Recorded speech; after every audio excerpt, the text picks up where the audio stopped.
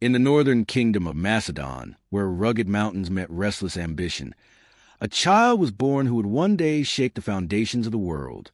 His name was Alexander, but at this moment in history, he was just a boy, watching storms roll across the palace walls of Pella, listening to soldiers train in the courtyards, and growing up in the shadow of a father who believed only in conquest. King Philip II of Macedon. From the very beginning, Alexander's life was not ordinary.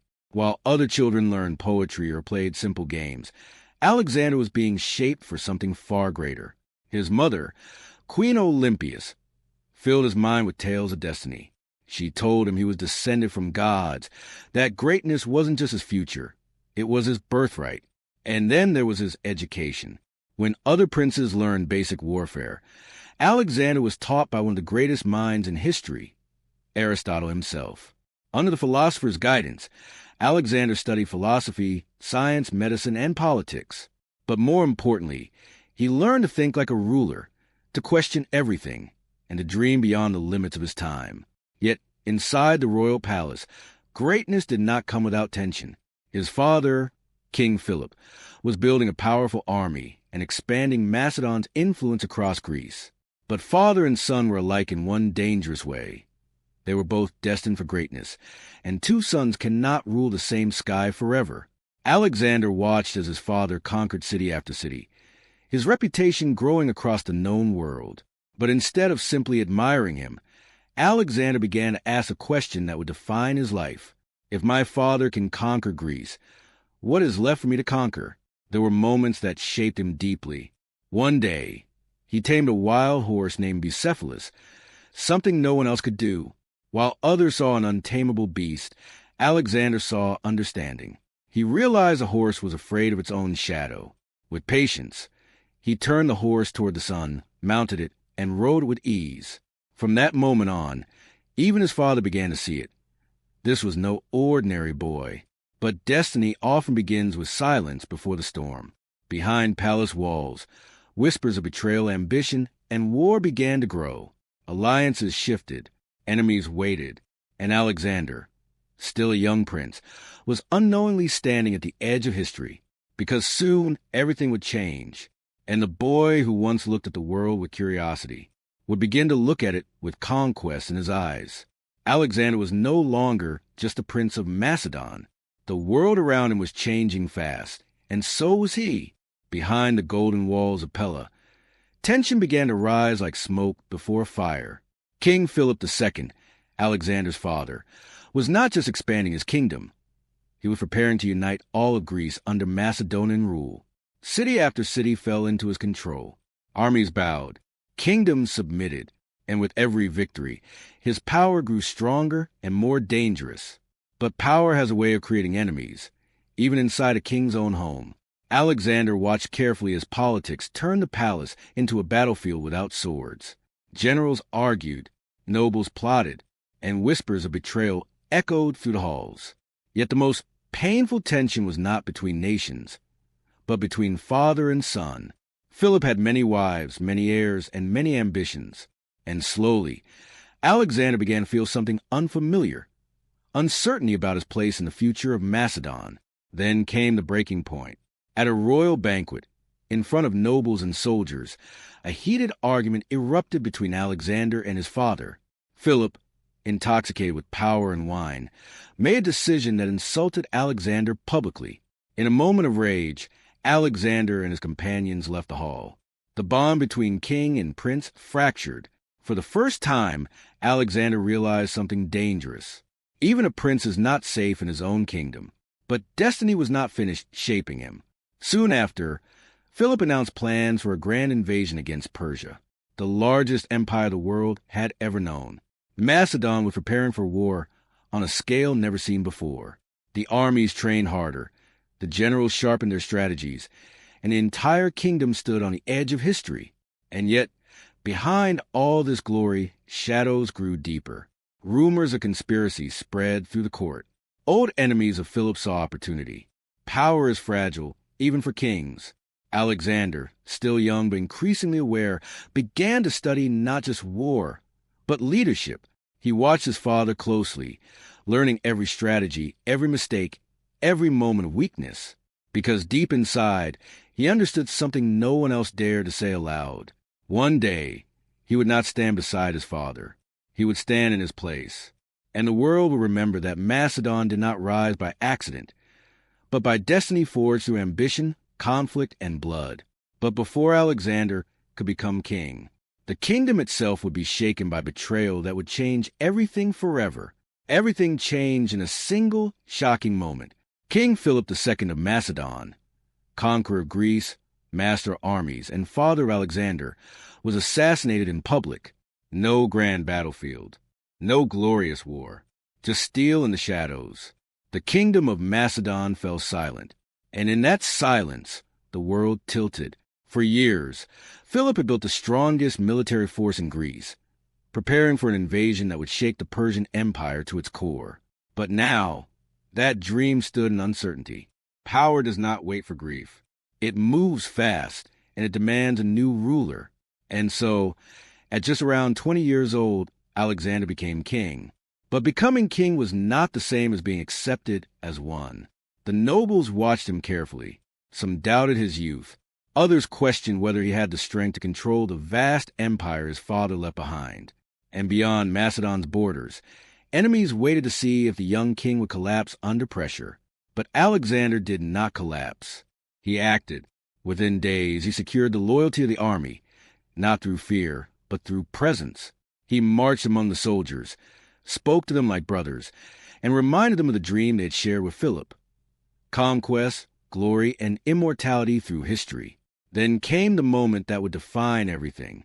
The Persian Empire, stretched across vast lands, richer, larger, and older than Macedon. Many believed it was impossible to defeat. Generations had tried and failed, but Alexander was not interested in what was possible. He gathered his army. Steel glinted under the sun. Flags of Macedon waved in the wind. And as they stood at the edge of Europe, facing the unknown lands of Asia, Alexander made a decision that would echo through time. He crossed the Hellespont. The narrow sea that separated Europe from Asia became more than water. It became a line between the past and the future. As his ship cut through the waves, Alexander reportedly took a spear and threw it into the Asian shore. A message to the world. This land is mine. The soldiers followed him, not just because he was king, but because they believed in something greater than themselves now. Destiny. Across the water lay the Persian Empire, its armies vast, its cities wealthy, its kings proud. But Alexander was not just entering a war. He was stepping into history. And as the shores of Asia grew closer, one truth became clear. The world would never remain the same again. The moment Alexander's army crossed into Asia, history stopped watching and started reacting. The Persian Empire did not crumble easily. It struck back fast. At first, the world expected Alexander to fail. He was young, he was far from home, and he was standing against the most powerful empire on earth. But Alexander did not behave like a man who feared odds. He behaved like a man who believed the world already belonged to him. His first great test came at the Battle of the Granicus River. The Persian satraps gathered their forces, confident they could crush the Macedonian invasion at the riverbanks. The terrain was dangerous, the water strong, and the enemy positioned on higher ground. It was a trap meant to break any army. But Alexander didn't hesitate. He led the charge himself. Into the river. Steel clashed. Horses screamed. Arrows filled the sky. And through the chaos, Alexander carved a path that shattered Persian defenses. That day, fear changed sides. The myth of Persian invincibility began to crack. City after city followed.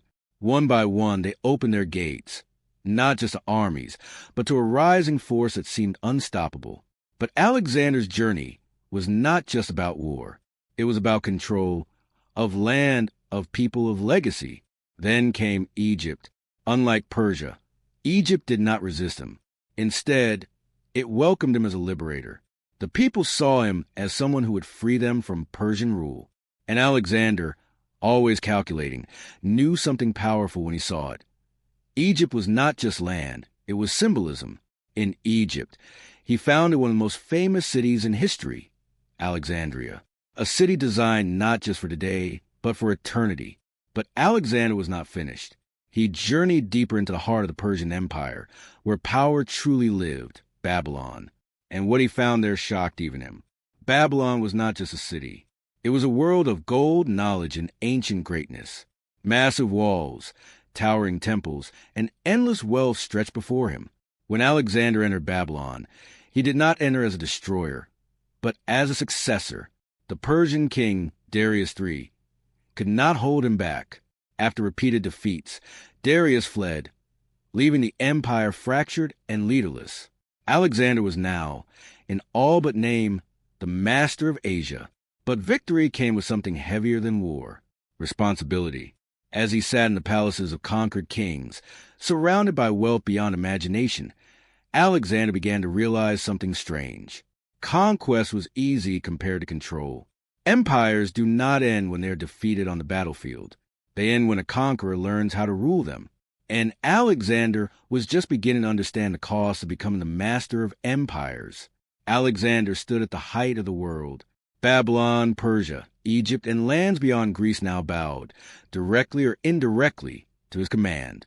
The boy who once trained in the courtyards of Macedon had become the master of the known world. Cities were named after him. Kings either served him or feared him.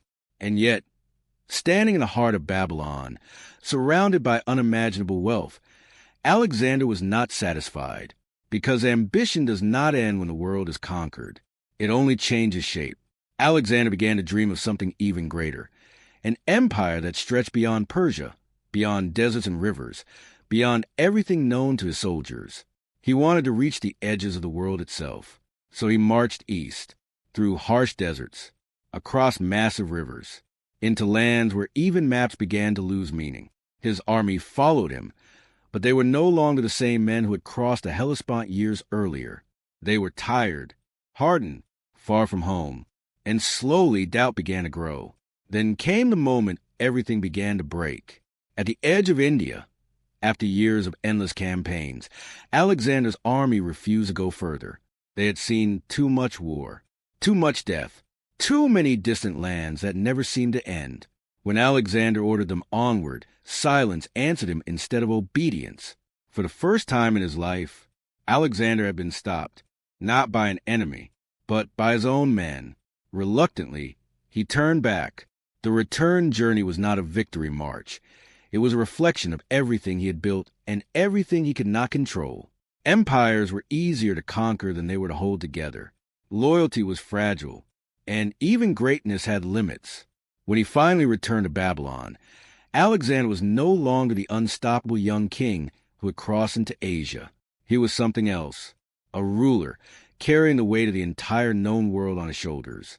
But fate, as it often does with legends, was not finished. In Babylon, Alexander fell suddenly ill. Some said it was fever. Others whispered poison. No one knows for certain. But what is known is this: the strongest man of his age began to weaken quickly. His generals gathered around him. His empire, vast and unstable, waited for instruction. But Alexander had no clear successor, no final plan strong enough to hold what he had created. And as life slowly left him, history itself seemed to pause. At only 32 years old, the boy who once tamed Bucephalus, who crossed into Asia, who defeated kings and built cities, was gone. His empire did not collapse immediately. It fractured into kingdoms ruled by his generals, into pieces of a dream too large for one man to hold. But Alexander's story did not end in death. It began there, because long after his armies faded and his empire divided, the world still remembers him, not as a king who ruled a lifetime, but as a legend who ruled history itself.